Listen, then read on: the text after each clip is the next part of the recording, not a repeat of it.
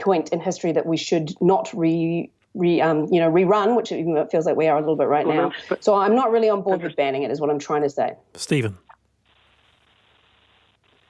What do you think, Stephen? Weimar Germany had pretty strong hate speech laws, and Mein Kampf was in fact banned. And the forbidden nature attracted an awful lot of attention to both Hitler and to his book. And it's a classic instance of why hate speech laws are counterproductive. Here you have, it's 2020 though, and here you have the philosophical rantings and ravings of a man who put to death 6 million Jews in concentration camps. What possible use could this book be? We've got 110 million probably dead due to the combined efforts of 3 or 4 Marxist regimes, and still in North Korea. I mean, the idea that you somehow diminish the power of these things by banning their writings is crazy. You've got to be able to destroy them intellectually. What is the purpose, though, really? I mean, you can't just do whataboutery on this, Stephen. What is the purpose of allowing this sort of... Well, who's doing whataboutery? I think you are. I don't do whataboutery. I say free speech that we've had for 100 years works much better. But to both of you, what is the purpose of allowing this sort of book to the general public? Can it not be made, Penny, available in teaching areas of libraries where you go, you sign in, and for research purposes, then you're allowed to read the likes of Mein Kampf? The intellectuals are much more dangerous than the general public. Much more dangerous. The general public will say, what bullshit. It's the intellectuals that get fascinated by this stuff. Oh, Penny? Right. So intellectuals are I was about to say that we finally agreed on something, but then Stephen said that. But no, I do think that if we don't learn from history, we're destined to repeat it. I think that this sort of stuff, I know there are a lot of people that have it with their bloody neo-Nazi memorabilia at home and all this sort of stuff, but there is a lot of, yeah, they do, but there's also a lot of, a lot of books out there have a lot of hate in a lot of different ways. And, and you got all upset me talking about the Bible, but the Bible, and there's a lot of stuff in all religious texts and in this. And I'm not saying, I know people are going to get really upset with me, but I just don't think that banning things is the way. I think learning from them and not repeating them. And I'm, again, saying the Bible is not the same as Mein Kampf, but there are a lot of foundational texts that are very egregious to a lot of different people, but we need to learn from them rather than ban them. All right, so keep Mein Kampf available to all to read, to both of you. You're just so inflammatory sometimes, Wallace, the way you say things. That just amuses me. You're such a journalist with, trying to get a raise, but that's what we think. Stephen? It's not keep it available to read. It's just don't ban it. Just don't ban free speech. Defeat it. Talking about it just makes it other people want to get it and stuff as well. But yeah. Are there any books on earth that you would ban, to either of you? I can't say right now off the top of my head. I've not come across one, but that's probably because I steer clear of the real awful stuff. Yeah. I would say that, the manifesto of the mosque killer and things like that, that's sort of what leaps to mind. And some might say it's no different. But to me, Mein Kampf is a lot more of a historical account of something that needs to not be repeated. All right. Very good to have you both on. You've both been absolutely wonderful this afternoon. You really have. Very feisty. Very feisty. Penny Ashton, Stephen Franks. My mum will be outraged with my behaviour. Thank you for your time. I'm Wallace Chapman, back tomorrow. Okay. Bye-bye.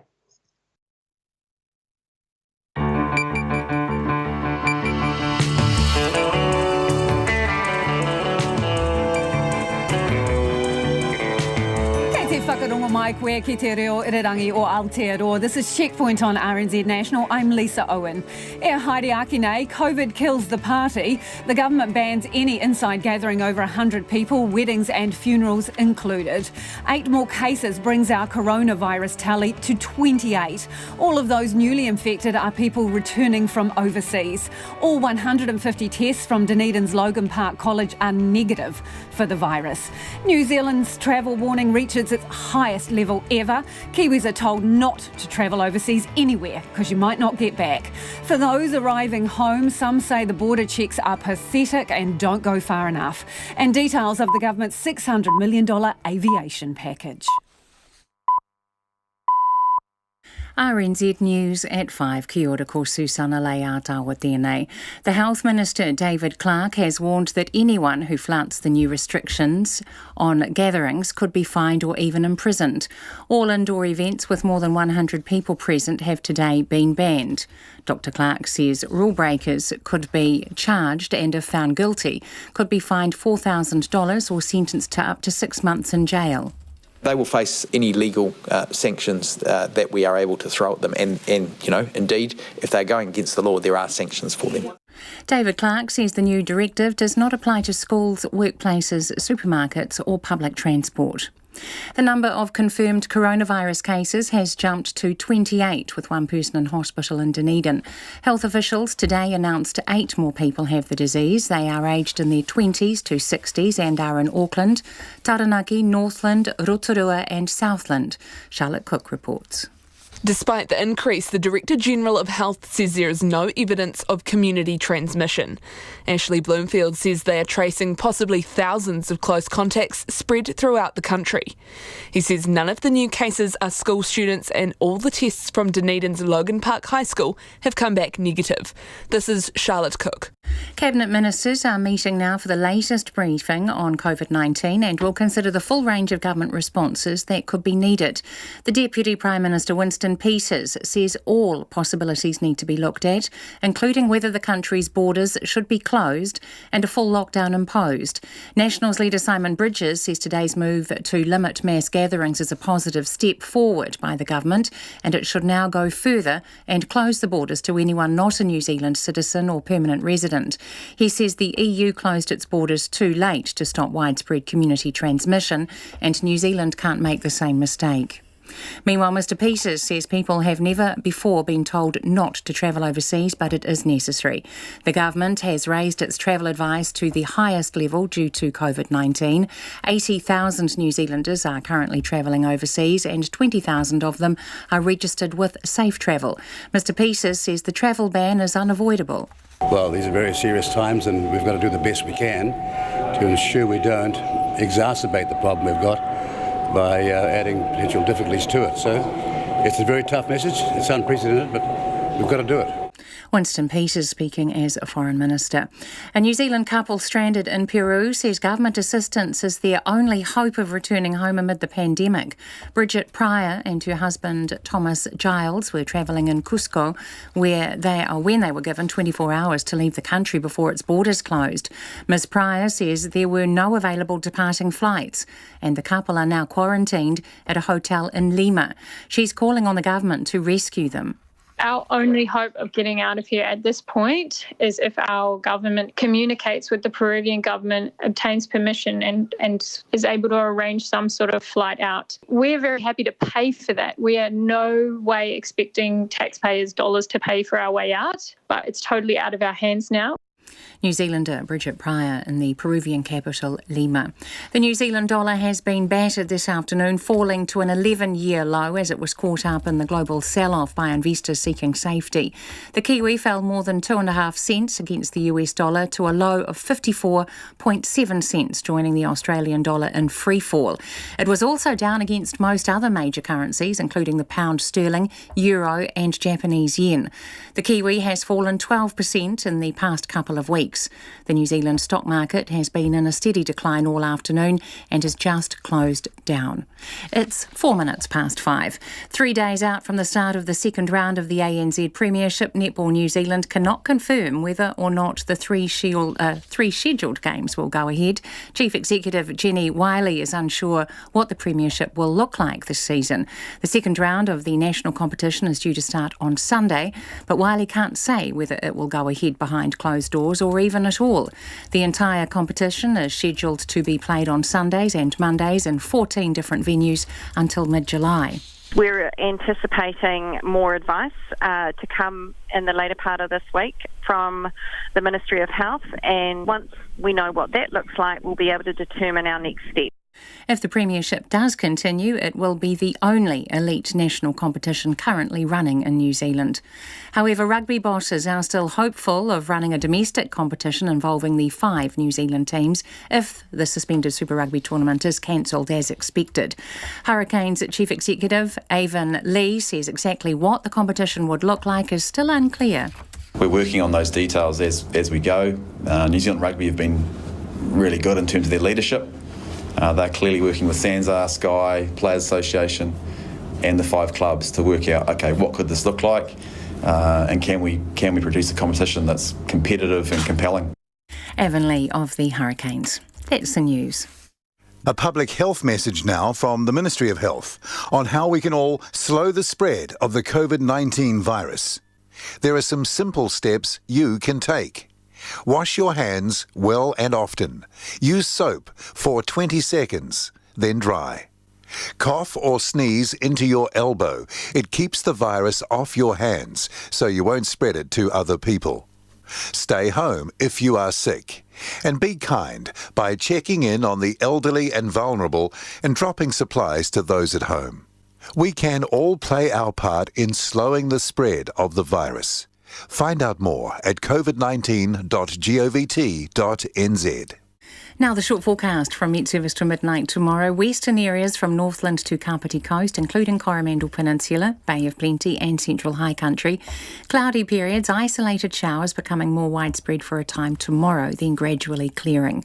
Gisborne to Wairarapa and Wellington, mainly fine. Showers spreading north to Hawke's Bay from tomorrow afternoon. For Nelson, Marlborough, Canterbury, fine with high cloud today. Clouds spreading north tomorrow with scattered rain developing about the foothills and ranges. North and central Otago mainly fine with high cloud. Low cloud about the coast tomorrow morning and night.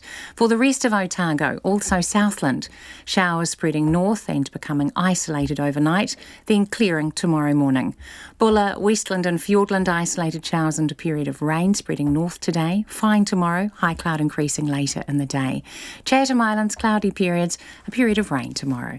RNZ National, it's 7 minutes past 5. Thanks, Susanna. This is Checkpoint and I'm Lisa Owen. Borders are closing, the clock is ticking. Air New Zealand shuts up shop in London and time is running out for New Zealanders to get home as the government now restricts public gatherings indoors to 100 in a bid to curb the spread of COVID-19. The Countdown supermarket chain rations high-demand grocery items and a $600 million aviation bailout. As we go to air, a special COVID-19 cabinet meeting is underway at Parliament. The Prime Minister, Health Minister and Education Minister are all attending that meeting and were unavailable to be interviewed on Checkpoint this evening. It comes as the Director General of Health, Ashley Bloomfield, confirmed new cases at a press conference this afternoon. I'm confirming 8 new cases of COVID-19 in New Zealand today, bringing the total number of cases to 28. As with the cases confirmed yesterday, these new cases all relate to overseas travel. That's an important point because it means that at the moment we still don't have any evidence of wider community transmission in New Zealand. COVID-19 cases are now present across all the main centres and the wider country. Of the 8 new cases, 2 are in Southland, 2 in Taranaki, 1 in Rotorua, 2 are in Auckland and 1 in Northland. Details for each of the cases, including flight information where relevant. Now, the flight information may not be relevant if the person arrived back in the country and was asymptomatic for more than 48 hours after they flew. But if there is flight information that is relevant, that will be on the Ministry of Health's website with other information as soon as possible. And Mr Bloomfield says public health officials are working to trace possibly thousands of close contacts. We are obviously alert to all these new cases and particularly identifying any close contacts so we can isolate them, and we are expecting more given the rapidly evolving situation overseas and the number of people who have either returned to New Zealand if they are Kiwis or who have come in from other countries from some of those hot spots, in particular Europe. He says none of the new cases are from school students and the 150 tests of Dunedin's Logan Park High School are negative. The remainder will be processed and details will be released tomorrow. Dr Ashley Bloomfield says a recent paper from the UK's Imperial College has changed New Zealand's approach to COVID-19. It's a group that's been very influential in supporting the UK response. That was very critical in our response over the last few days to inform our shift from flattening the curve to the series of smaller curves, because what they were able to do was identify what measures you need to take to not just flatten the curve but to keep any outbreaks at a level that your health system can still cope with, and that's the position we want New Zealand to. Dr Ashley Bloomfield says New Zealand is in this for the long haul as a vaccine isn't expected for at least 18 months. He says the country can't remain in lockdown for a year, so there will need to be long-term mitigations.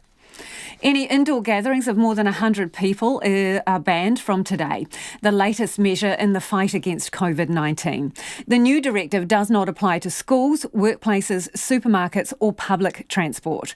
The Health Minister, David Clark, made the announcement at Parliament this afternoon, saying people should regard this as part of the new normal. Meanwhile, pressure is ratcheting up on the government for tougher action, with the opposition leader now calling for the border to be closed for non-New Zealand citizens and permanent residents. Here's our political editor, Jane Patterson. On Monday, the government banned any gathering of more than 500 people. Today I can confirm we are extending that advice to indoor events of 100 people or more. The Minister, David Clark, says there is not evidence yet of community transmission. Regardless, we must take a precautionary approach and put in place new measures to limit risk of the virus's spread. Now, I know this will be deeply disappointing for many people, especially those who have large celebrations planned in coming weeks. While it is unfortunate, we have to put these measures in place. He was pressed about how long this would last. The thing to note as well is that I think we will likely be in this situation for some time because we're wanting to act early and act strongly, but we will be reviewing it. There are measures people can take. For example, they can live stream smaller events to family members. That kind of thing happens already. The Prime Minister, Jacinda Ardern, meantime, making this plea to New Zealanders. I cannot go around and individually dismiss every single rumour I see on social media, as tempted as I might be. So instead, I want to send a clear message to the New Zealand public. We will share with you the most up-to-date information daily. You can trust us as a source of that information. Ministers were also pressed today about how much information about self-isolating incoming passengers are getting at New Zealand airports. A New Zealander arriving back on Wednesday told RNZ she was shocked by the lack of specific questions about people's health and of information about self-isolating when people got off the plane. The Customs Minister, Jenny Salisa, visited Auckland International Airport to see firsthand what was happening. She told Parliament this afternoon overall she was happy with what she saw, but did note some areas that need improving. I saw areas where we can and should improve our overall border response, and I have tasked agencies with addressing these concerns immediately.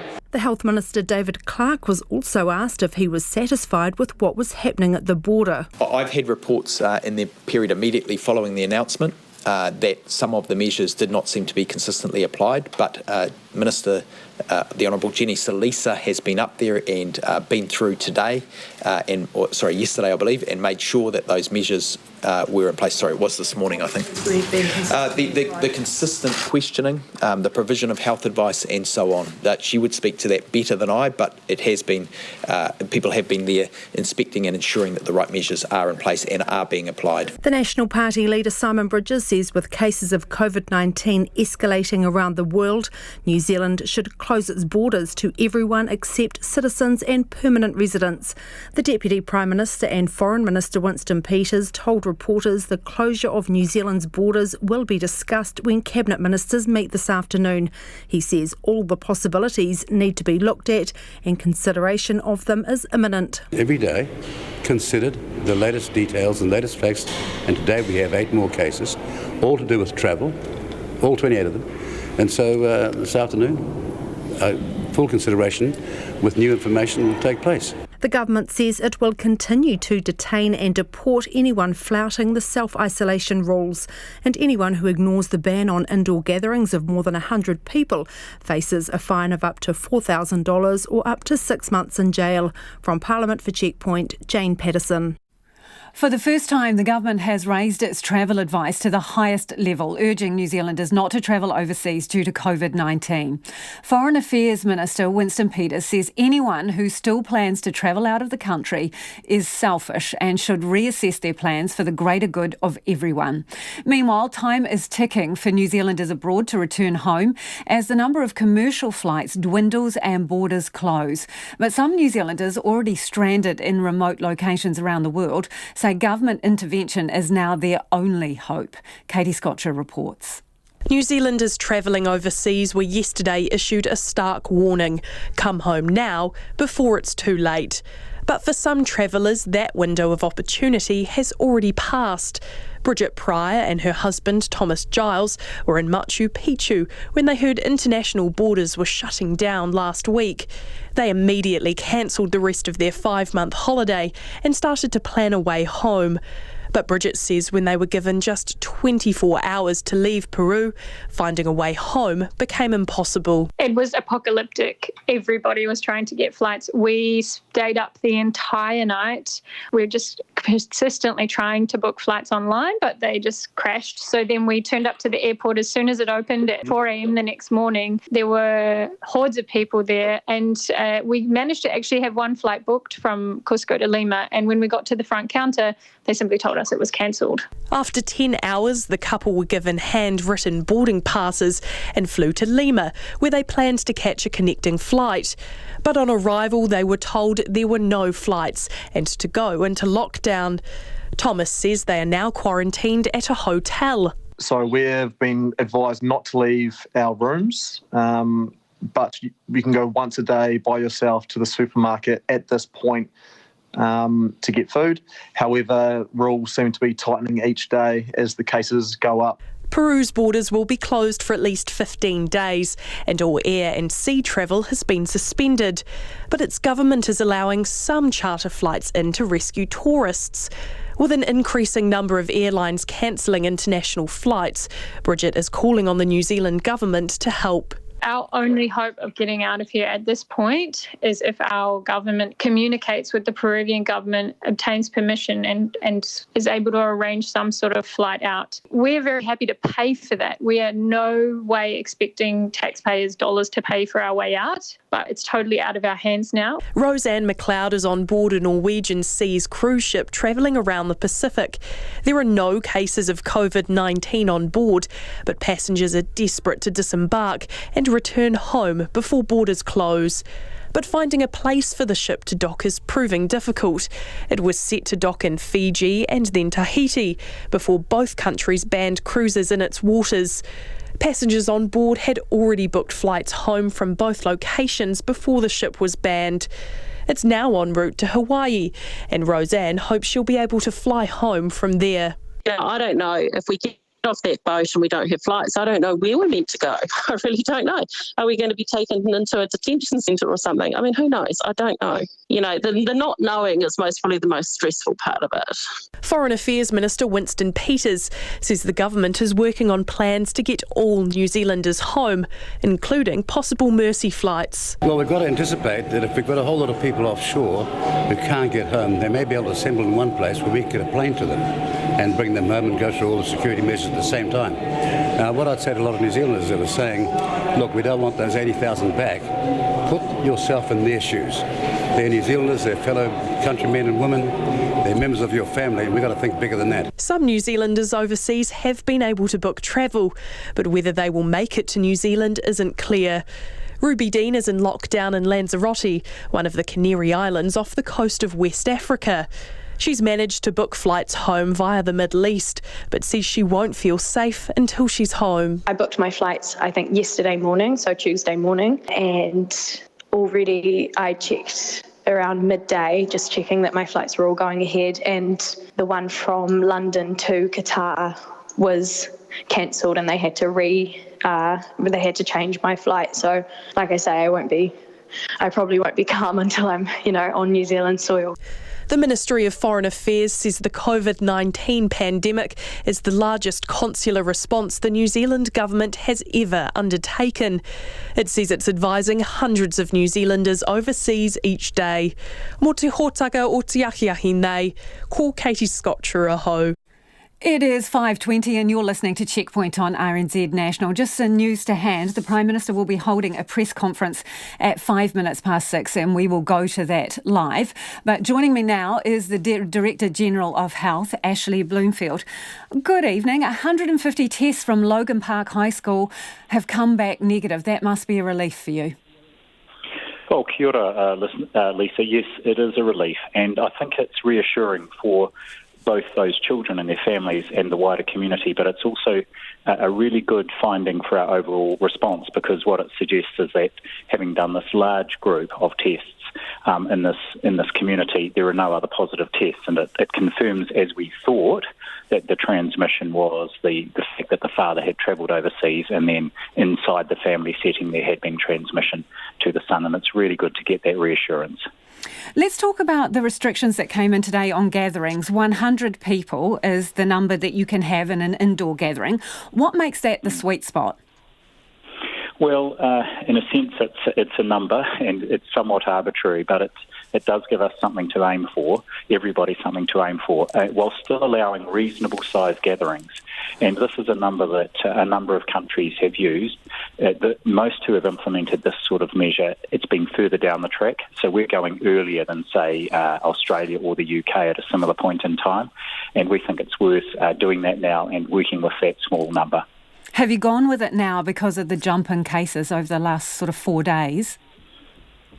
We're going with it now to help prevent and head off wider community transmission. So all those cases to date, including the 8 that we announced today, have all been associated with overseas travel, with people coming back from overseas. And so still no evidence from our positive tests of any community transmission. Likewise, the 150 negative tests amongst the students in Dunedin helps confirm that, at least in that community. But what we're again trying to do is get ahead of the curve, and this is one of our key steps as well. So it's an important action at this point.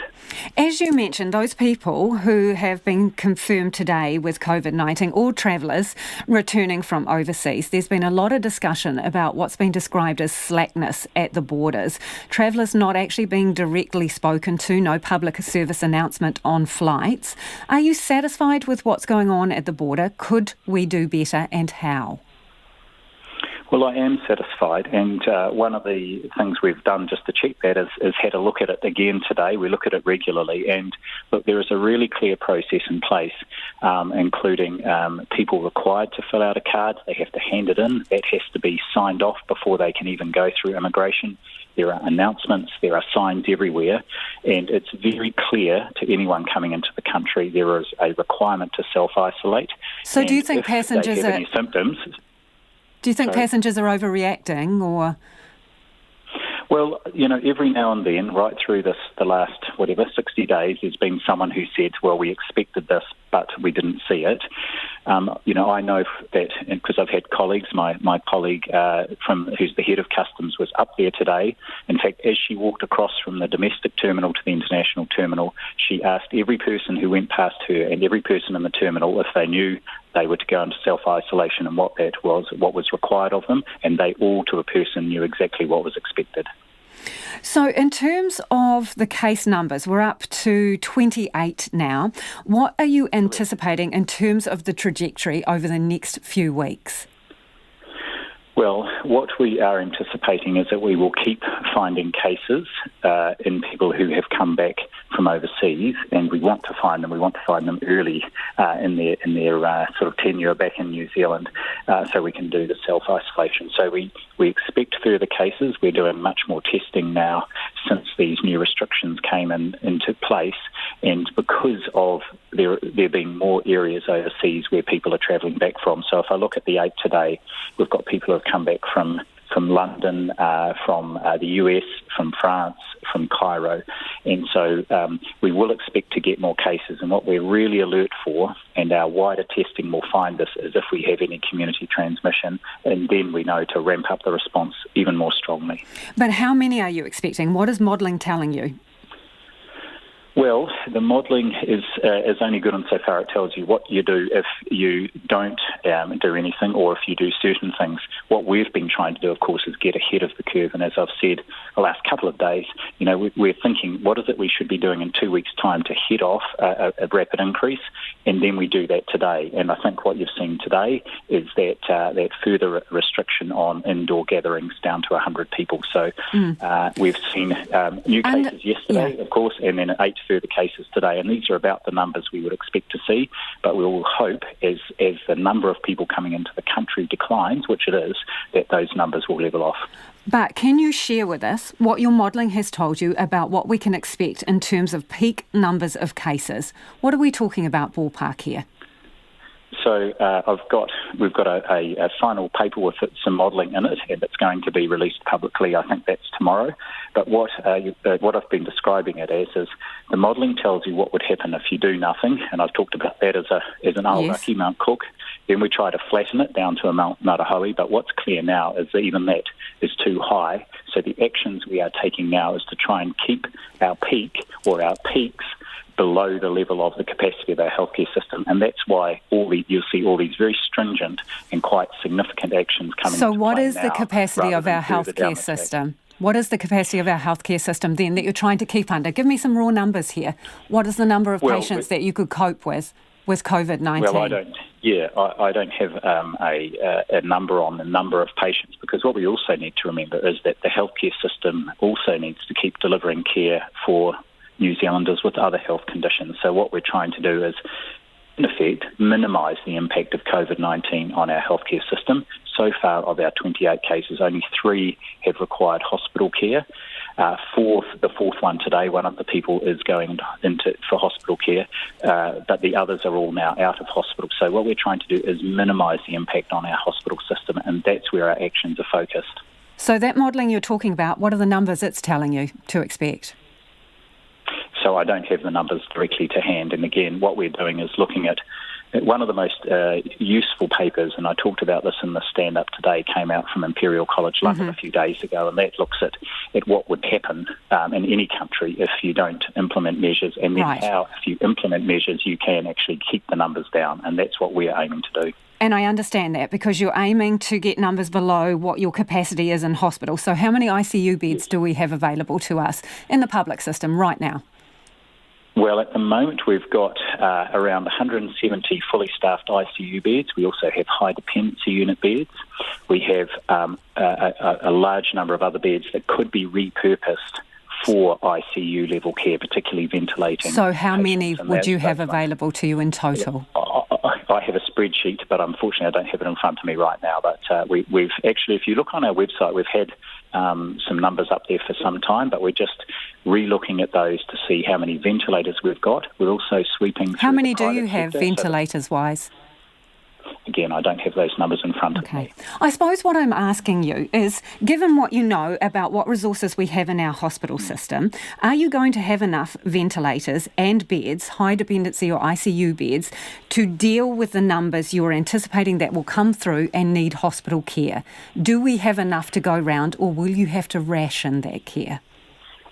What we're aiming to do is to avoid getting into that situation. And that's why you saw last weekend when the announcements were made about the significant border restrictions, people working in the healthcare system and public health academics welcome those measures because they are specifically designed to actually reduce the impact on our healthcare system to ensure that the impact of COVID-19 is within the scope of what our system can cope with, and that's why we're acting early and fast.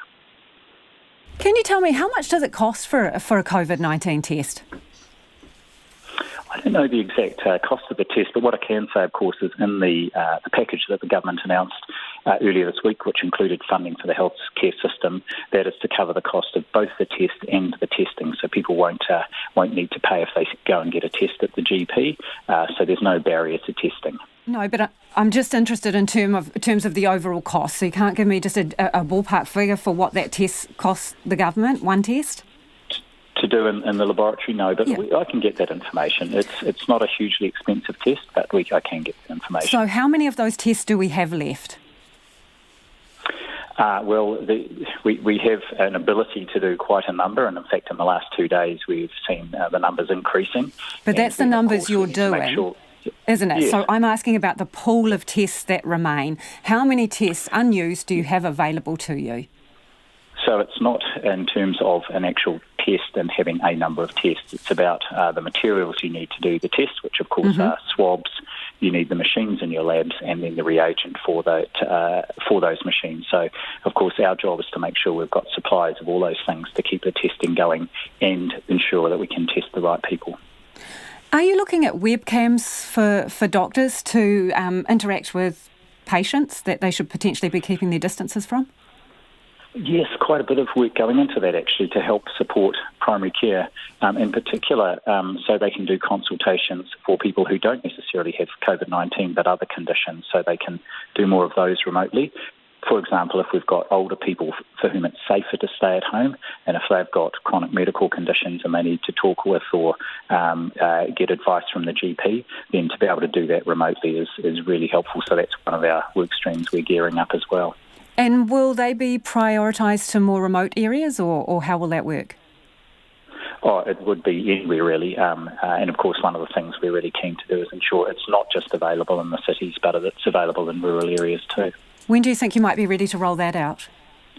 Well, it's just one of a number of streams of work. One of the ones we're focused on particularly is our sort of community-based assessment centres, and those are coming online now. One in Christchurch is already underway, and Auckland's going to have at least 5 starting before the end of this week. I think it's actually this weekend, and then they'll be working up further ones for the Auckland metro region as well.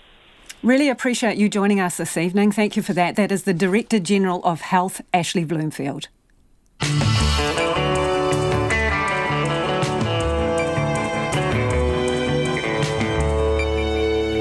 And coming up on Checkpoint on RNZ National, details of the government's $600 million aviation package. New Zealanders arriving home express shock at the lack of border checks at Auckland Airport. And the border between the United States and Canada has closed. Britain closes schools, and Auckland Grammar shows how students can learn from home.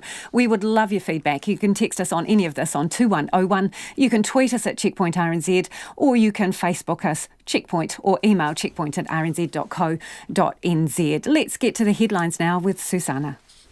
The Health Minister says anyone who flouts the new ban on gatherings of more than 100 people could face a $4,000 fine or even prison. David Clark says if found guilty, people could be sentenced to up to 6 months in jail. The new rule does not apply to schools, workplaces, supermarkets or public transport. Cabinet ministers are currently being briefed on COVID-19 in a meeting that will consider the full range of government responses that could be necessary. The National Party leader Simon Bridges is calling on the government to close the borders to non-citizens and non-permanent residents. He says today's move to limit mass gatherings is a positive step, and he now urges the government to go further and implement a full lockdown. Mr Bridges says the EU closed its borders too late to stop widespread community transmission, and New Zealand can't make the same mistake. One person has been hospitalised with coronavirus as the number of cases rose to 28 today. The 8 more people confirmed to have the virus are aged from their 20s to 60s and are in Auckland, Taranaki, Northland, Rotorua and Southland. The confirmed case in Southland has been transferred to Dunedin Hospital. All 150 students who were in close contact with a teenager at Dunedin's Logan Park High School have tested negative for COVID-19. The Ministry of Health says a precaution, all of the contacts will remain in isolation for 14 days and be monitored for symptoms. The New Zealand dollar has dropped to an 11-year low against the US and is now sitting just above 55 cents. It was also down against most other major currencies, including the pound sterling, the euro and Japanese Japanese yen. And the stock market, which has been in steady decline all afternoon, has just closed down 3.6%. All trains in and out of Wellington have been delayed or cancelled due to a points failure just outside Wellington Station. Metlink says all Johnsonville, Kapiti, Hutt Valley and Melling services are significantly delayed and some have been cancelled. Those are the latest news headlines from RNZ National. Our next news and weather update is at 6. Thanks, Susanna. If you're just tuning in, this is Checkpoint and I'm Lisa Owen. And it's time for the business news now with Nona Peltier. Nona, let's start at the end today. We normally talk about the dollar, the currency, just before we wrap up business. But boy, oh boy, a few changes. You know, it's been quite a day. So this afternoon, somebody tweeted that they thought that the Australian dollar, that New Zealand had hit parity with the Australian dollar. Well, it didn't. It came close. And that was after the Reserve Bank of Australia dropped its cash rate to 0.25%. So the New Zealand dollar surged against the Australian, but it's down against the US dollar to levels we haven't seen for many years, not since the 2009 post-GFC collapse. So amid that emergency, we saw the currency dip to levels of, let me see here, my latest numbers. Let me just pull them up here. Yep. Yeah, 55.5 US cents. Now, you might think, wow, that's yesterday we were talking about 59. So yeah, we're talking a massive drop. Massive drop.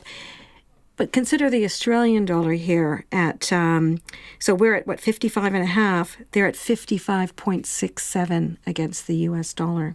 So we're just about on par there in terms of our drop. So people were asking me today, so let's put it to you, why has it plummeted? Apart from the big overall big picture of COVID-19, why have we dropped down so significantly in such a short period of time? I'll tell you why. It's because cash is king and people are chasing the big dollar, being the big greenback, the US dollar. US dollars are in short supply, and so even though the US Federal Reserve has been injecting cash into the system to keep it liquid, everything is selling like hotcakes, and people are not buying something else. Normally with a market, you get like shares, equities, so company stock, and then you'll buy bonds, like government bonds. And so when there's risk off, risk on, you tend to move your money around. Oh, market's risky. I don't want to own these company shares, so I'll go and buy these bonds because they're safe. Not now. People are saying, I'm selling everything. I'm selling gold, I'm selling silver, I'm selling oil, I'm selling shares, I'm selling bonds, I'm selling everything. And I want my money, and I want it in US dollars. And so that's why the US dollar is so very strong. There's almost nothing anyone can do to stop its march. And the Reserve Bank of Australia has looked at quantitative easing. There's calls here in New Zealand for the same kind of treatment. Everyone is trying to calm the market, but really, basically, we're talking about a massive sell-off in everything. And really, what people want is their money back, and they want it in US dollars because, of course, commodities trade in that currency. And, of course, it's still the US dollar. And, yeah, that's what's happening. And so do I expect that to continue? Yes, I do. Yes, I do. And I think it would be what can stop it.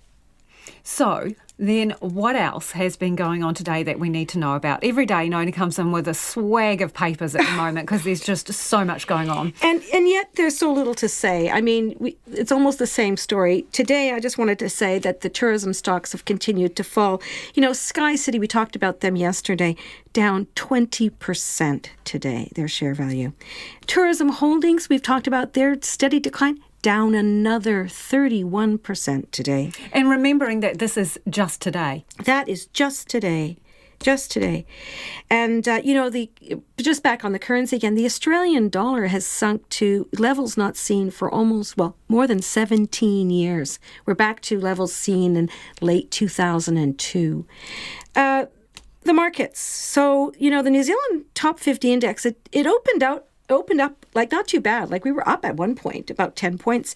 But, we finished down 3.6%. That's 340 points down to 9,114. And there's nothing really to stop any of this. There are no stops. I mean, what people are going to be looking for is some kind of a cure for the virus that's spreading around the world and causing all this upset. I mean, until then, what can change?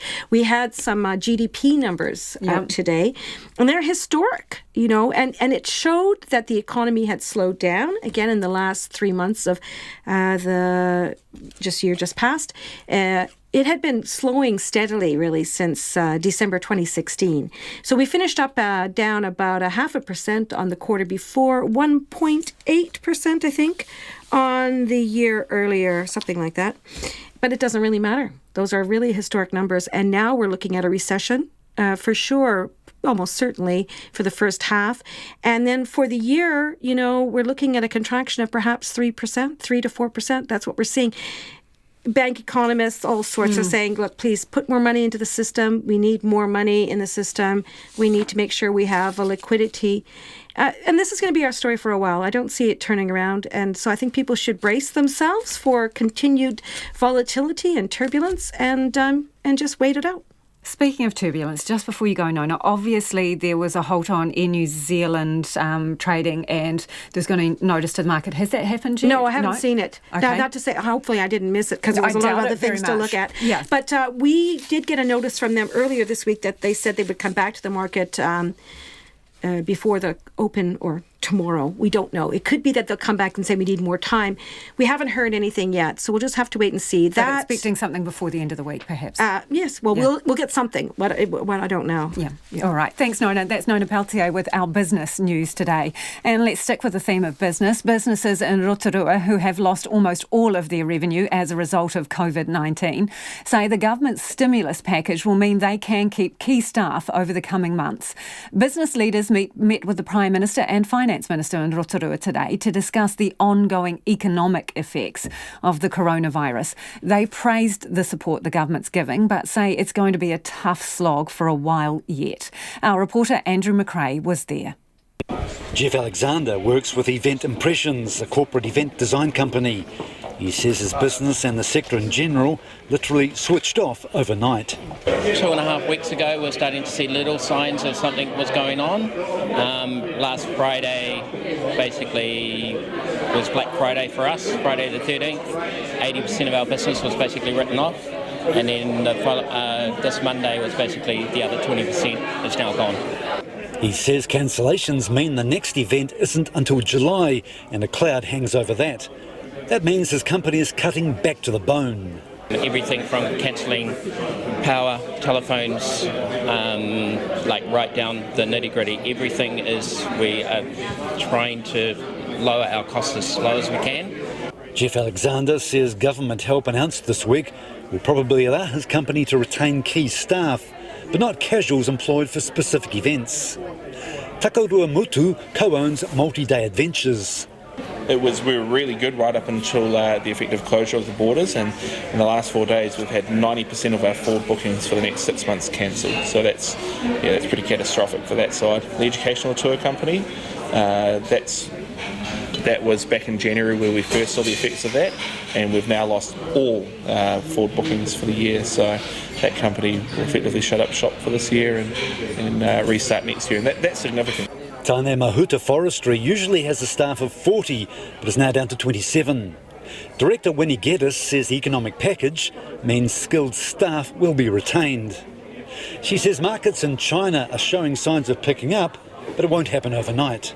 We're really picking 10 months before that actually clears and then allow our product to go through as well, because there's still a backlog there and a backlog in the sawmills. That's our understanding. So we're riding this we've planned ahead for about 10 months. The CEO of Rotorua Economic Development, Michelle Templer, believes the reality of revenue from visitors just drying up is slowly hitting home. She says the financial help being offered is a lifeline for many businesses. What it will enable them to do is consider the amount of change that will be required in their business, and it may mitigate the impact of some of that change.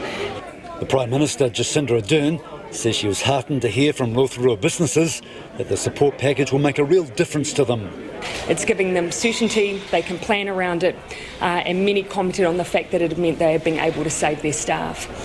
She says further support directed at the Rotorua region is likely. For instance, for those who are keeping staff on, whether or not there are training opportunities, the chance of redeployment and other initiatives which we will continue to explore. Rotorua Deputy Mayor Dave Donaldson was standing in for Mayor Steve Chadwick, who is self-isolating after a trip to Australia. Mr Donaldson says the city is being proactive with a number of big projects on the go. So for us, that's all about forging ahead and preparing for the rebound when it comes.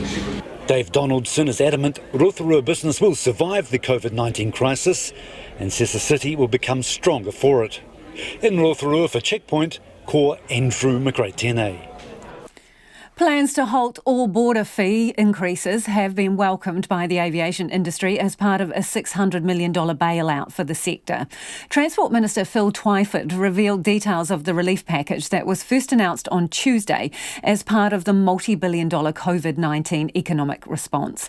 Tess Brunton has more. The government's aviation bailout is aimed to cut red tape, boost funding support and waive government charges that airports and airlines are struggling to pay. In reality, it means all border fee increases will be on hold for 12 months, as well as $163 million to help airlines pay passenger-based government charges, including biosecurity and MPI fees, over the next 6 months.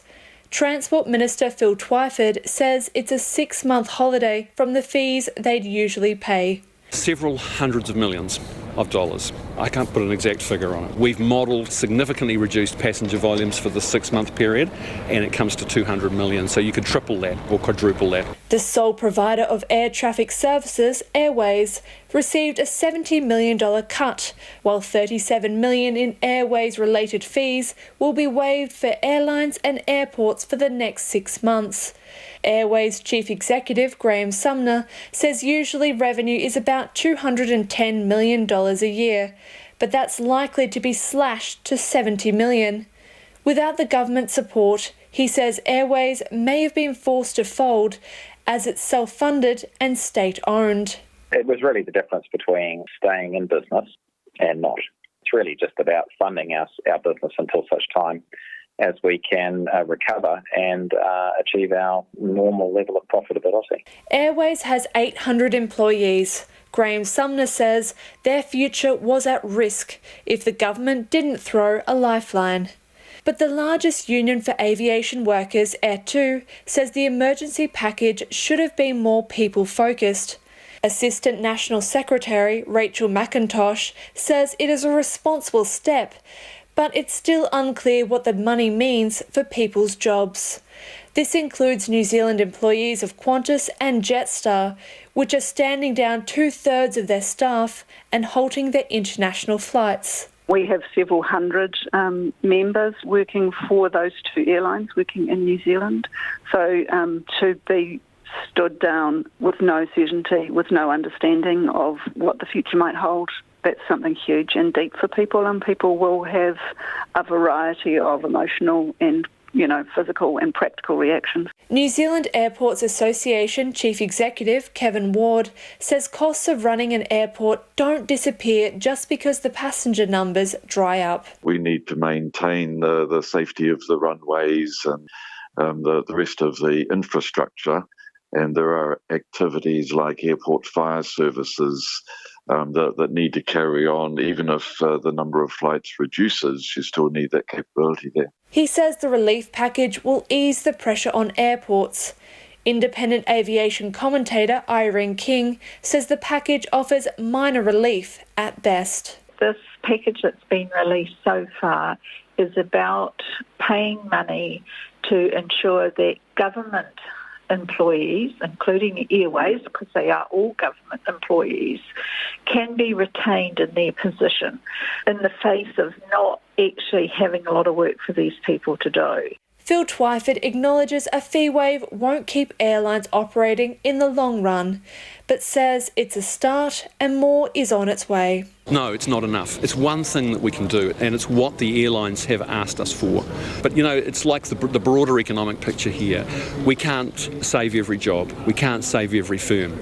But we have to buy time so that our firms can put in place survival strategies that will allow them to get through this period in some form and then rebuild. In a statement, Air New Zealand welcomed the government's efforts, saying minimising costs is vital to ensuring aviation stays afloat.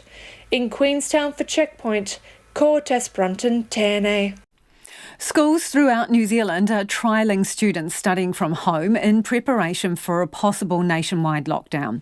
Auckland Grammar has been rolling out trials to put each year group and its teaching staff to the test one day each this week. Louise Tanuth and cameraman Nick Monroe went back to school to find out more. The long hours, the travelling, the broken sleep have all crept into your being and become a part of you so everyone can see it. In your posture, your gaze, the way you move. This is the new reality for Auckland Grammar English teacher Charlotte Forston this week. Usually this classroom is full of Year 11s, but today they're switching notebooks for laptops and working at home. Our focus is just simply on making sure that we're producing resources that best replicate the experience they would get in at school. They do maybe lose some of the discursive benefits of a classroom, especially in my subject, but insofar as possible we're trying to mitigate that with various online platforms to kind of provide a proxy for that experience. Around 1,500 students will be a part of the working from home trial this week. Year 10s were yesterday, Year 11s are today, and tomorrow it's Year 9's turn. But as some of them are not yet 14, the legal age to stay at home, their caregivers may have to take the day off and join them. Chris Dunn is the e-learning director at Auckland Grammar directing the trials, and he showed us how it all works. This class is doing their lesson from home today. Here are their instructions, and the way I've laid things out is that they need to watch this video and then watch this guided PowerPoint that I made as a screencast, so that it's me talking through the Berlin airlift.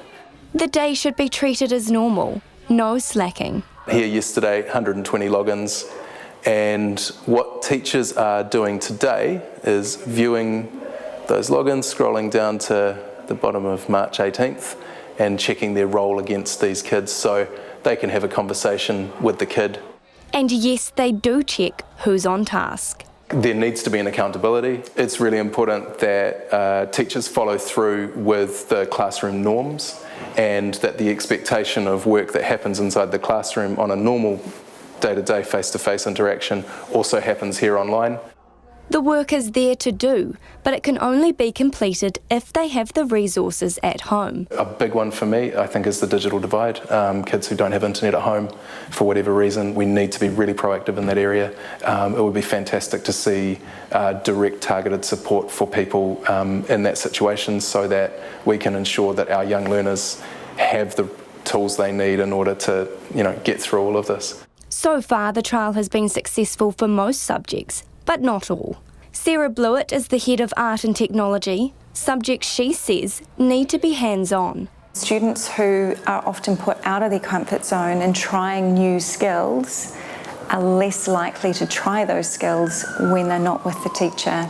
So we can make sure that they are learning those things in the classroom, but if they don't feel confident, they shy away from it.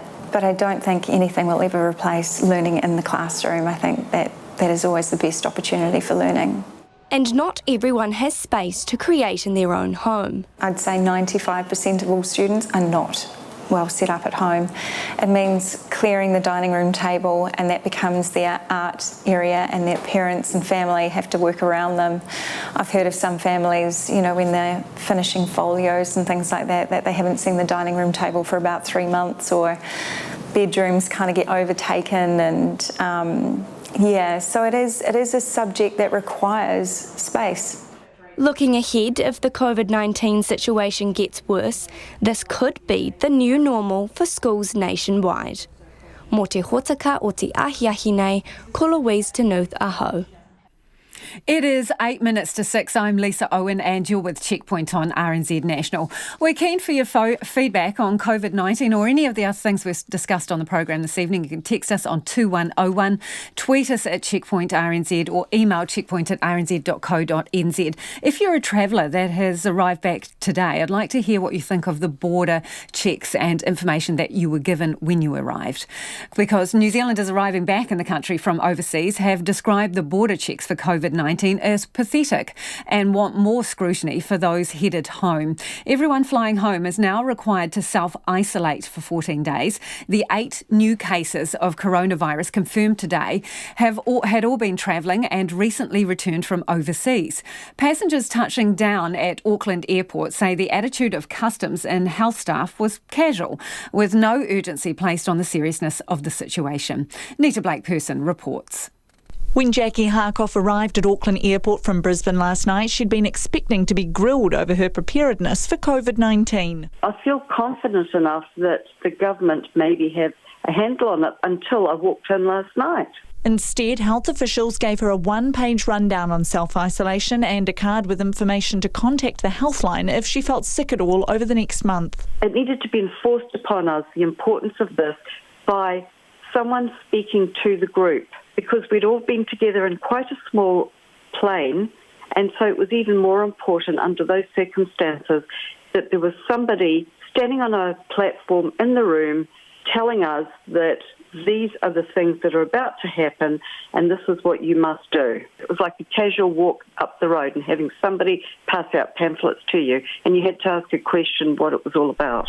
Courtney Bennett agrees the attitude at the airport was casual. She was flying back from Sydney and says only basic questions were asked. I didn't get any questions about how long I was planning to stay at the address. The only thing that they were asking us at Passport Control is whether there was going to be any other people at the house, and if so, they would need to be doing self-isolation as well. But it was just very, very casual, and I just didn't feel like it was being taken super seriously. If they were very serious about it, I think they need to be double checking how long people are booked at that accommodation for, if it's accommodation, and also just asking more questions if it's a house with other people in it, because obviously community transmission is something that we're really trying to prevent happening in New Zealand. And she says things looked even more suspect for people who were visiting the country. At Passport Control, they still have the travel brochures around, and I watched multiple people come and grab travel brochures, and to me that says that they're not going to be that interested in following the self-isolation rules if they're still grabbing travel brochures and that sort of thing. It's not only the airport communications that people have concerns with. Tāniko Nordstrom flew into the country from the United States yesterday on an Air New Zealand flight when no information was given on the illness. Air New Zealand didn't mention a damn thing on their plane. Mātua, hope to see you soon. No, we don't. I thought the pilots could have reminded, just a reminder for any tourists, international travellers, there is a 14-day stand down. Please be aware this is important for our economy, important for our health, nothing. It was just like a normal flight. Health Minister David Clark concedes there have been mixed reports about questioning at New Zealand borders, but today Customs Minister Jenny Salesa visited Auckland Airport to ensure there's more consistency. Several travellers have been taken into custody after this week refusing to self-isolate, while another was scheduled to be deported for failing to comply. For Checkpoint, Nita Blake-Person. Now to the corners of the internet trying to cheer us up. In this new era of social distancing, many people are going online to find a community. Introducing the Sofa Singers, an online choir with some 500 vocalists. The BBC's David Silito checked on its rehearsals. Okay, everyone, it's great to see you all joining us. Hello there. Meet the Sofa Singers. 1, 2, 3, and an online musical solution to corona isolation.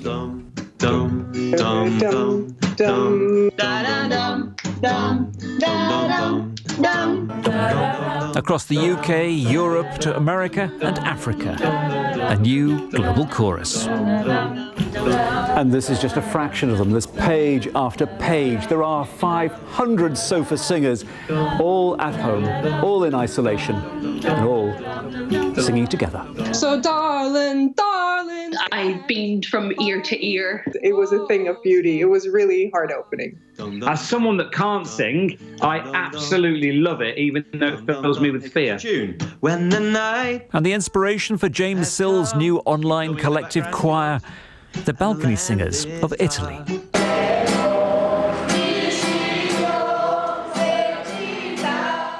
We saw in Italy those kind of spontaneous singing in the street and music making. And actually someone just messaged me saying, James, you run singing, but your choirs have stopped. Is there anything that you can do online? And 72 hours later, I was there online with 500 people. Yeah, here we go. The way you are, the way you are. We were all waving our hands and clapping and singing along, and yeah, just the joy of that, it just made me super happy.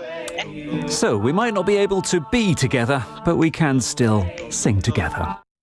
And that was the BBC's David Silletto. It does put a smile on your face. Some feedback from you before 6. This one from someone who came in from Singapore to Auckland this morning. They say they were spoken to by health workers and asked questions around COVID-19. Forms were filled in prior. A metre's distance was kept between travellers. No one should have been in any doubt about isolation. Conditions were announced before we took off and again at the end of the flight. And people were asked to let the health workers know if they felt unwell. RNZ News at 6. Ngā mihi nui ko Susana Leātawa tēnei. The Prime Minister is about to make an announcement about border controls as part of the government response to COVID-19. At present, there are travel bans on anyone arriving from China and Iran and all other arrivals except those from the Pacific, who have to self-isolate for 14 days. The opposition is calling for the borders to be closed to everyone except New Zealand citizens and permanent residents in light of the escalating number of coronavirus cases around the world. And we'll be crossing live to the Beehive Theaterette as soon as Jacinda Ardern starts speaking. New Zealanders are being warned that anyone who flouts the new restrictions on gatherings could be fined or even imprisoned. All indoor events with more than 100 people present have today been banned. Rule breakers could be charged and, if found guilty, could be fined $4,000 or sentenced to up to 6 months in jail. The Director-General of Health, Ashley Bloomfield, told Checkpoint the tougher approach is for a good reason. We're going with it now to help prevent and head off wider community transmissions. But what we're again trying to do is get ahead of the curve, and this is one of our key steps as well. So it's an important action at this point. The Director-General of Health, Ashley Bloomfield. After steadily declining all afternoon, the New Zealand stock market closed down 3.6% an hour ago, and both the New Zealand and Australian dollars dive-bombed today as global markets struggled to find their footing. The Kiwi dropped to an 11-year low against the US dollar and is now sitting just above 55 cents. The Speaker has implemented new restrictions at Parliament in response to COVID-19, effective from next week. The public gallery and select committee hearings will be closed to all visitors, and social distancing will be required at select committees and in the House. Anyone wanting to observe or provide evidence to select committee hearings will have to do so by video conference and live feeds on the Parliament website and Facebook. Virtually all public functions at Parliament have been cancelled. It's unclear if COVID-19 will affect the trial of the man accused of the Christchurch mosque shootings. The Chief Justice yesterday announced that jury trials would be suspended for 2 months from Monday. Ongoing trials will continue as scheduled, but no new trials will begin until at least late May. The accused man, who has pleaded not guilty to 51 charges of murder, 40 of attempted murder, and 1 under the Terrorism Suppression Act, was due to stand trial in early June. A Justice spokesperson says it's too early to comment on whether the trial will go ahead as scheduled. The Defence and Veterans Minister Ron Mark is encouraging people to find other ways of marking Anzac Day next month while reducing the risk of spreading COVID-19. RSA branches around the country have called off their Anzac events and are looking at possible alternatives. Mr Mark says people can also find their own ways to remember veterans. I do like what the Americans do on Veterans Day. Families put a flag out on their lawn just as a symbol of remembrance, and maybe that's something we could be thinking about. Ron Mark says any alternative certainly won't involve masses of people congregating together. The secondary school Kapahaka National competition due to be held in Auckland in June has been cancelled. The competitions committee says it's taken many factors into consideration, including that health authorities believe the effects of COVID-19 could be peaking in June and July. And all public screenings at the Māoriland Film Festival currently underway in Ōtaki have been cancelled. It's coming up to 6:04, and we're crossing now to the Beehive and an announcement from the Prime Minister.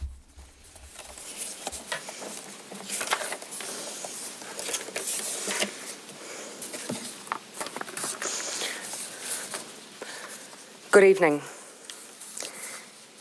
Cabinet met this afternoon to assess the rapidly evolving situation relating to COVID-19 and made further decisions to protect New Zealanders from the virus. While there remains no evidence of community outbreak in New Zealand to date, there continues to be significant outbreaks in other countries, and that poses a very serious risk to the rest of the world, including to New Zealand. All of the cases of COVID-19 identified in New Zealand to date relate to people travelling here and bringing the virus with them. While the majority have been returning New Zealanders, that has not always been the case. Therefore, we need to continue to make further decisions and further restrictions to limit the risk of people bringing the virus into New Zealand. From 11:59 p.m. tonight, we will close our border to any non-residents and citizens attempting to travel here. This will stop tourists or temporary visa holders, including students or temporary workers, from coming to and entering into New Zealand. New Zealand citizens and permanent residents will be able to return, and of course that includes the children and partners of citizens and permanent residents. These changes will also apply to the Pacific. They had previously been exempted. With the first case of COVID-19 in the Pacific now recorded, it's clear we need to take even stronger measures to protect our Pacific family too. A small number of exemptions will remain for the Pacific, particularly around those who may need to travel here for humanitarian reasons. There will also be exemptions for key workers in the health sector. Protecting New Zealanders from COVID-19 is our number one priority. To do that, we need to slow it down. Self-isolation is key to our success. All of the evidence to date is that returning New Zealanders understand the requirement for self-isolation, and the spot checks have demonstrated that. But I've been increasingly concerned that visitors to New Zealand have not necessarily adequately self-isolated for 14 days or are choosing not to, and that is an unacceptable risk that we must end. With each day, there are new developments in the global situation. New Zealand has sought to stay ahead of the curve and make decisions prior to other countries, and we do so again. The government understands that this decision will have further impacts on our economy. But by focusing on people's health, we also help our economy. A country in lockdown, devastated by COVID-19, hurts our people, and it also hurts our jobs. But we can continue to support businesses to weather the storm created by the virus. That is why we have put in place New Zealand's most significant peacetime economic response package and will support Kiwi jobs and the domestic economy from COVID-19. I want to acknowledge that in no time in New Zealand's history has a power like this been used, and I recognise how extraordinary it is. But we have to make decisions in the best interest of the health of those who live here, whether they be young or old, whether they are newly arrived or permanent. If we slow down COVID-19, if we break it into small waves of cases rather than the overwhelming number experienced in other countries, That is how we help our jobs and economy too. One final point I wish to make. This applies to people, not products. Those who continue to staff flights that are transporting freight or who continue to navigate the sea freight that comes into New Zealand will still be able to travel here. Our shelves will be stocked. There is no reason to panic buy. Have a plan and prepare. But do so knowing that our supermarkets will continue to have food on their shelves if you give them the time to restock them. I am now happy to take questions.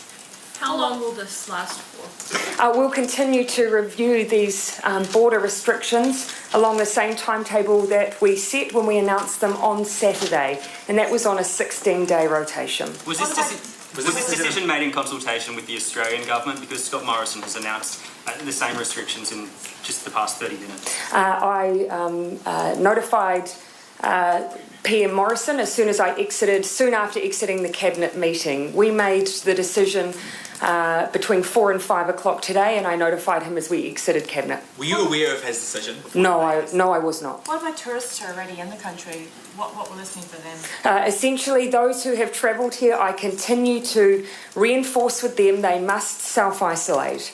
And of course, we continue to have those spot checks. We continue to check that they are following our expectations. For those who have been here for longer than that, I would just advise them to check on their ability to leave New Zealand. As you can imagine, flights are starting to reduce. The ability to travel in and out of New Zealand is reducing, so I encourage them to check that they have their chance and ability to leave New Zealand as they plan to. You've made strong comments about people coming into the country and not obeying those self-isolation rules. How much of this is about what's happening globally and how much is about the fact that people have just not been doing what has been asked of them? We have continually stayed ahead of the evidence of what we're seeing abroad. I can think of no country who has had 28 cases as New Zealand has now and has made such an extraordinary move to close its borders.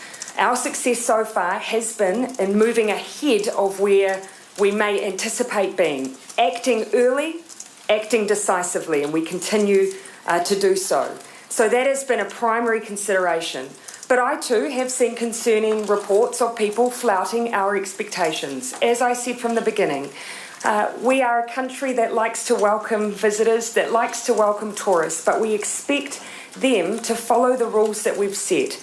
We did deport, we have had deportation notices, but I'm not willing to take risks here, and that is why we're taking a further measure. You said you chatted to PM Morrison before you made this announcement. Which other world leaders were notified before you told us tonight? Only PM Morrison. As I said, this decision was made between 4 and 5 o'clock this evening, and then I've come down and informed the New Zealand public. I've notified PM Morrison, and I leave the Ministry of Foreign Affairs and Trade will be notifying others. Why just Morrison? Why not the likes of Donald Trump or Boris Johnson or other? PM Morrison, as you'd expect, of course, we have arrangements that affect both our citizens more closely because of our ability to move, and so he is one that I always stay in very close contact with. There's a few planes that are already in the air which aren't due to land till early tomorrow morning. What happens to the passengers on those? This applies to those who are boarding by that time this evening. So if you have already boarded and you're already en route, then you will still be able to land. You will be greeted by officials at the border.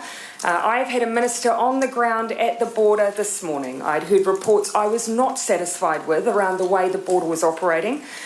We have beefed up that operation considerably. Everyone continues to receive a requirement to give us complete information about where they will be self-isolating.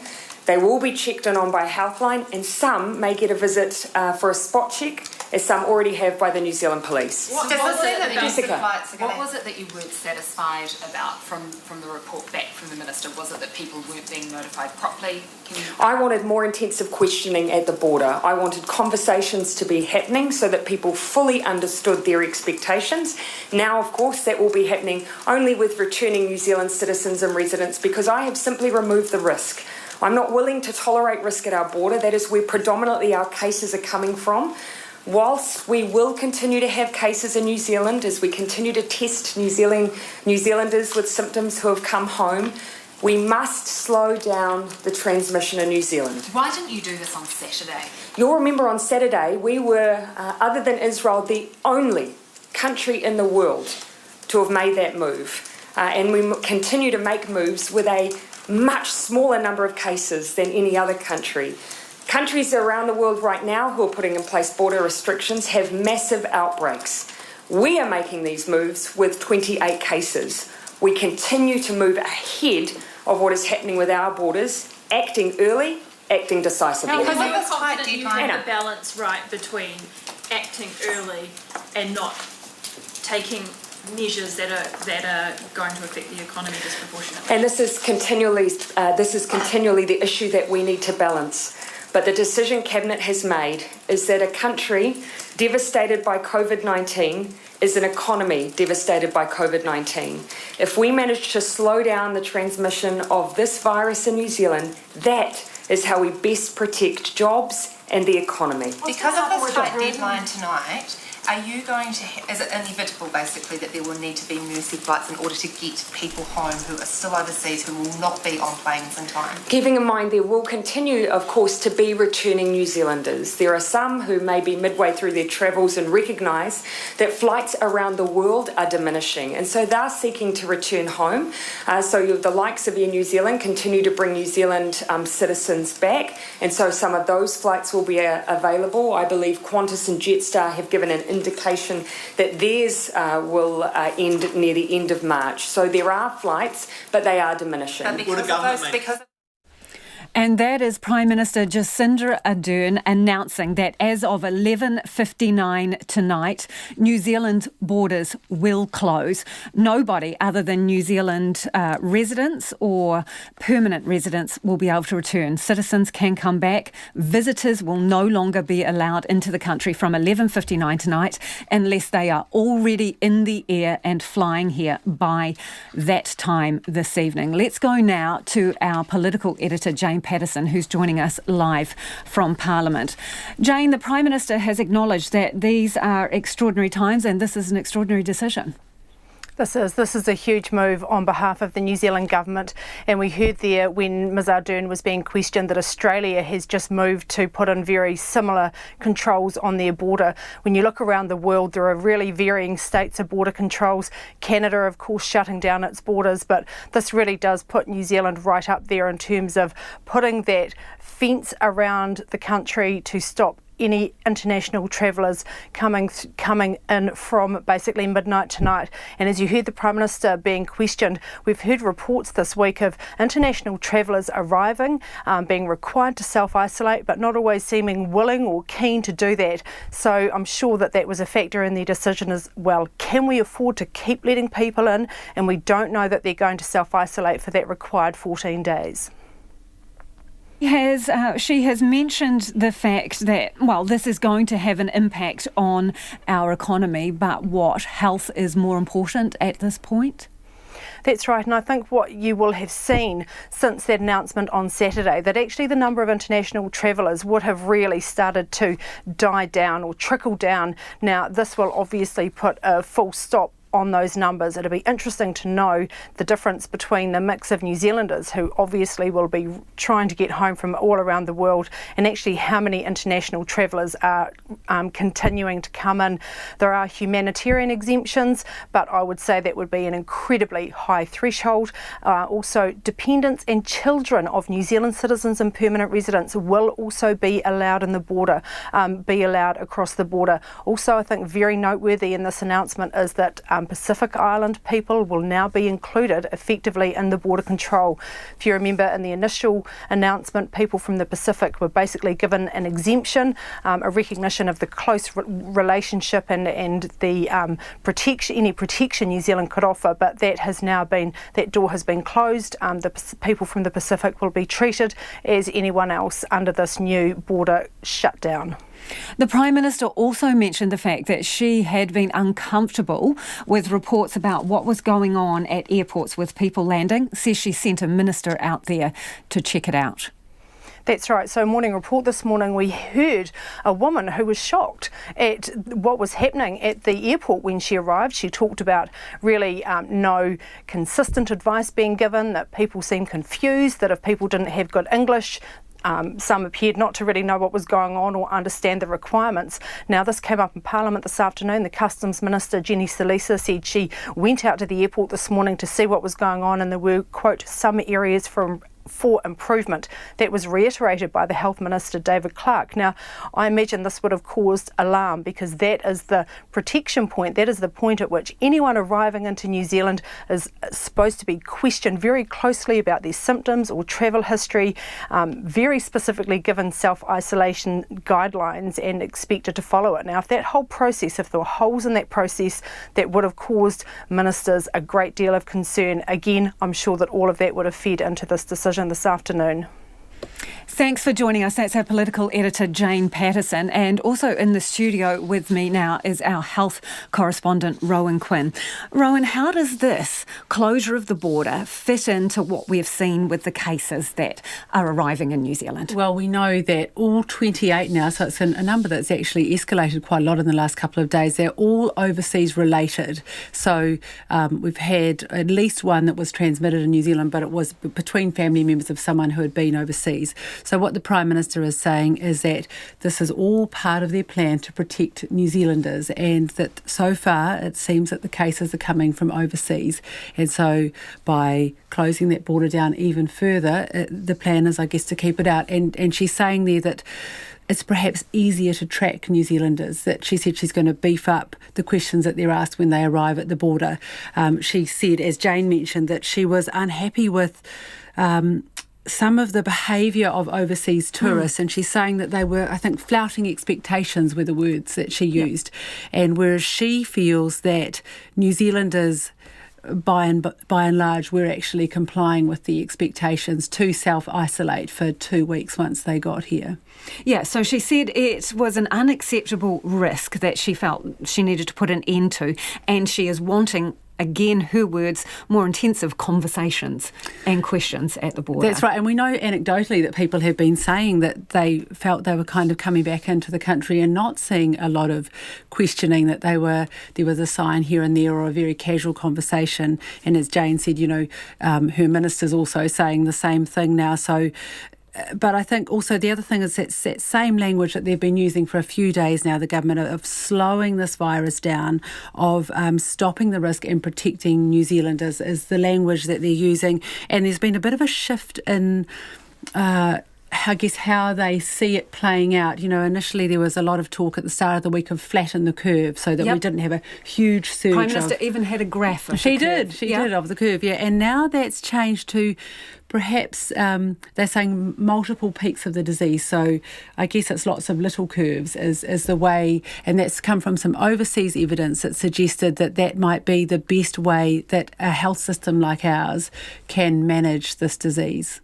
Also, we have had today one of the supermarkets coming out and limiting the amount of product that people can buy, loo paper, hand sanitizer and all the rest of it. She, again, was sending a strong message there about have a plan, be prepared, but basically don't panic. That's right, and she's saying that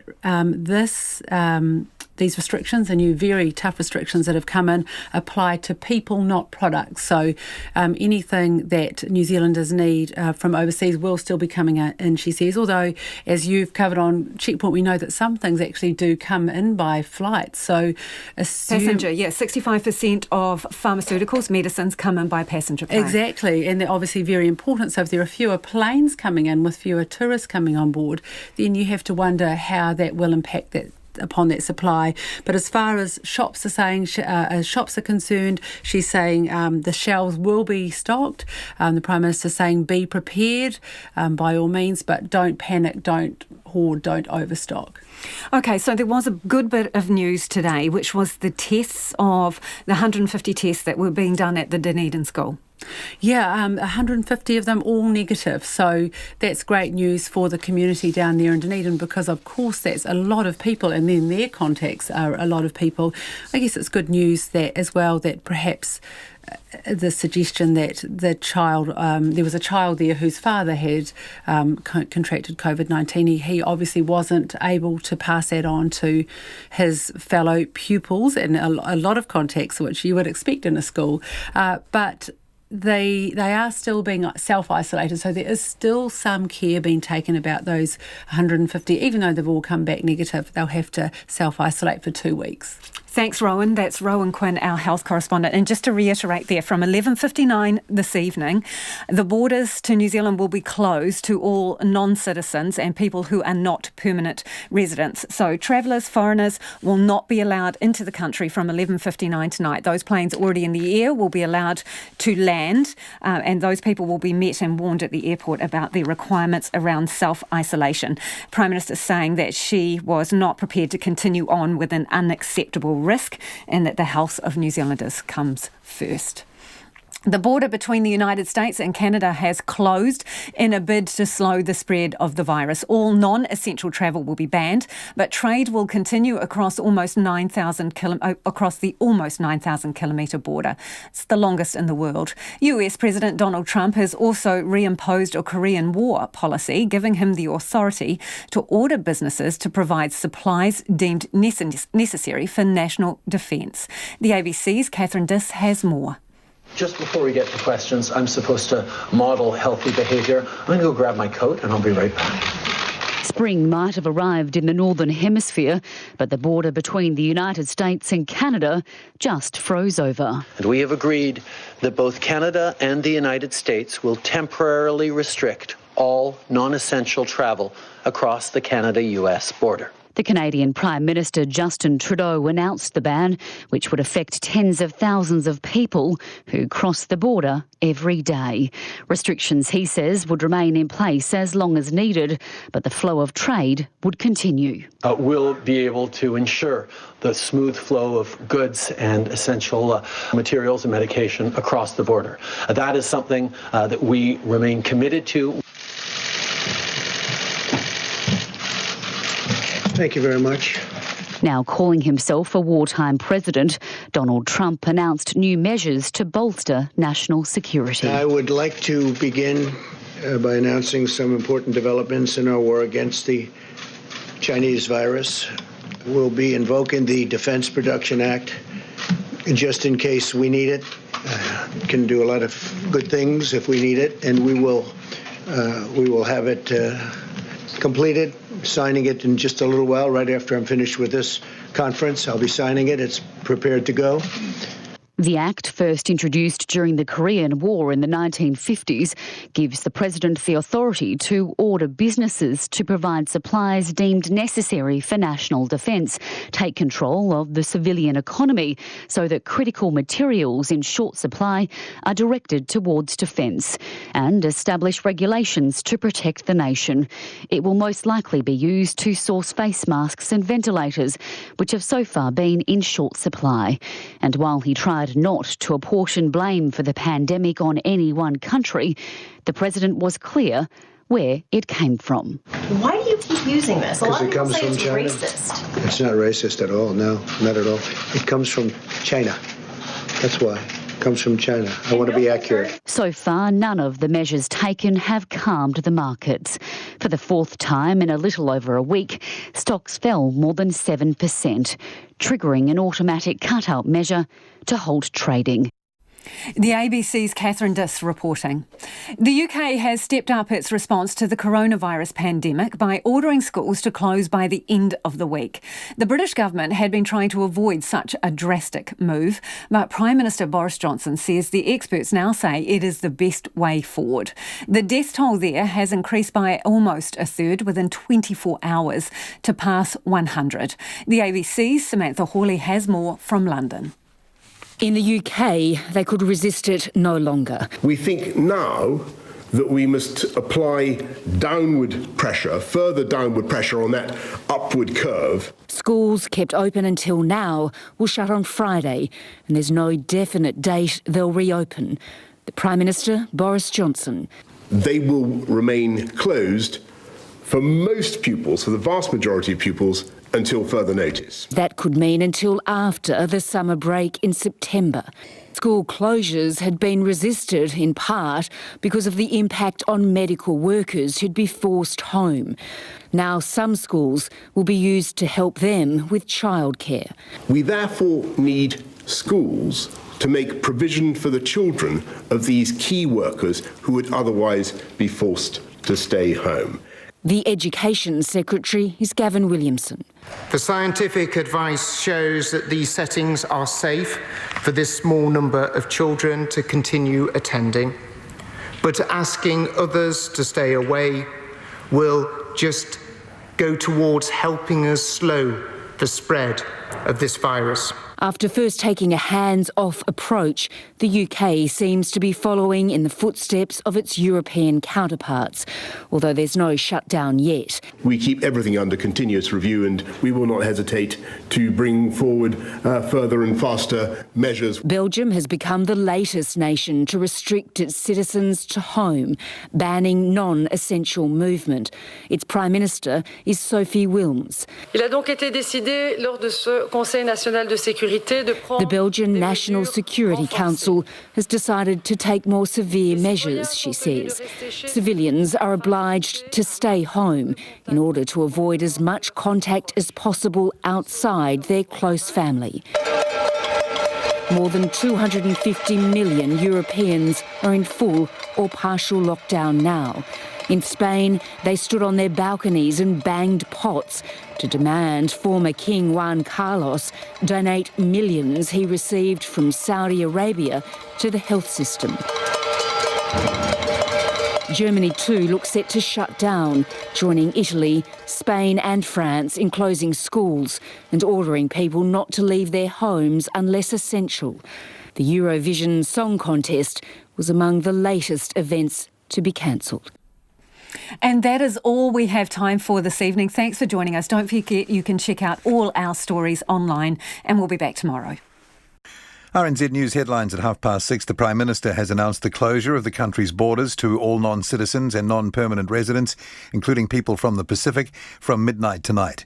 Earlier, the government announced a ban on indoor gatherings of more than 100 people to help stop the spread of COVID-19. The total number of cases of the virus rose to 28 today, with 8 new infections confirmed. And the New Zealand dollar dropped to an 11-year low today, while the stock market closed down 3.6%. Our next news is at 7. Take the pulse of the day's news every weeknight at 10. This is the perfect storm. If the infrastructure fails, New York is going to be the worst place to be. Lately with me, Karen Hayes, your late night eye on the latest headlines and the people who are making them. What's been described as the new normal. Some things might not get back to normal, but in the meantime, the media have got big responsibilities. Up to date if you're up late. Lately with Karen